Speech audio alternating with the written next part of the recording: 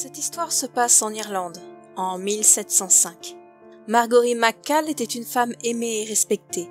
À une époque où le profit était plus important que les émotions, elle avait eu la chance d'épouser un homme, John, qu'elle aimait sincèrement. Et lui, il l'aimait passionnément en retour. Ils avaient eu ensemble 4 magnifiques enfants et vivaient une vie parfaite, sans aucun nuage. Malheureusement, le conte de fées dut s'arrêter un jour, lorsque Margory tomba gravement malade. John, qui était médecin, était incapable de savoir de quel mal souffrait sa bien-aimée. Il avait beau appeler ses collègues, d'autres docteurs plus grands et plus renommés, personne ne sut mettre un nom sur cette maladie. Et pour le plus grand désespoir de cette famille, Margory succomba à ses symptômes. Pour éviter de propager cet étrange mal, elle fut enterrée sur le champ, sans veillée funèbre, sans prendre le temps de la changer, en organisant une courte et rapide cérémonie autour de la tombe, tout juste creusée. John avait bien essayé de récupérer sa bague, qui avait appartenu à sa mère, mais son épouse avait les doigts gonflés par la maladie, et il lui fut impossible d'ôter le bijou. Elle fut donc enterrée avec. Sa mort fit le tour du village, et la rumeur fut vite répandue, racontant qu'elle avait été enterrée avec, à son doigt, cette bague en or sertie de pierres précieuses. Si la plupart des habitants étaient des honnêtes gens, 2 d'entre eux virent là une opportunité de s'enrichir. Après tout, à quoi cet objet allait lui servir maintenant qu'elle n'était plus de ce monde? Les 2 pilleurs de tombes se rendirent au cimetière en pleine nuit, le soir même de l'enterrement.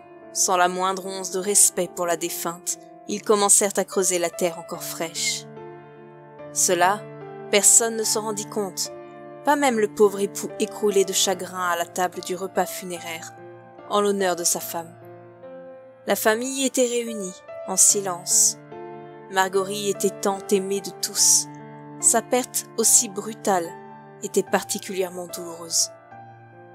Alors que la famille mangeait en silence, racontant parfois des anecdotes drôles ou attachantes qu'ils avaient vécues avec la défunte, quelques coups furent donnés à la porte. Les larmes aux yeux, John se tourna vers ses enfants et leur dit « À cette façon de frapper, si votre mère était en vie, je jurais que c'est elle qui attend devant la porte. » Il se leva pour aller ouvrir au retardataire, bien qu'il ne sut pas dire qui manquait à l'appel, tant leur famille était grande.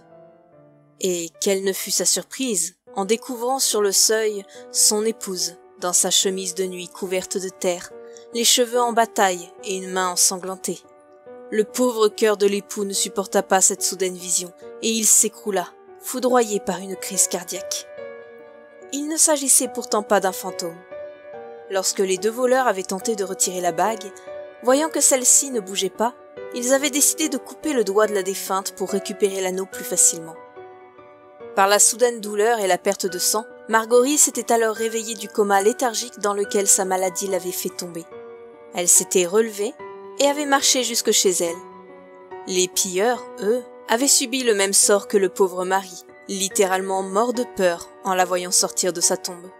On ne les retrouva que le lendemain. John fut donc enterré dans la tombe désormais vide de son épouse, tandis que Margory reprenait le cours de sa vie. Elle se remaria, eut d'autres enfants, et mourut finalement de vieillesse, bien des années après. Elle fut enterrée à nouveau dans son ancienne tombe, avec son premier mari.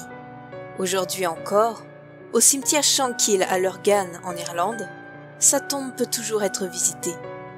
On peut y lire « Vivante une fois, enterrée 2 fois ».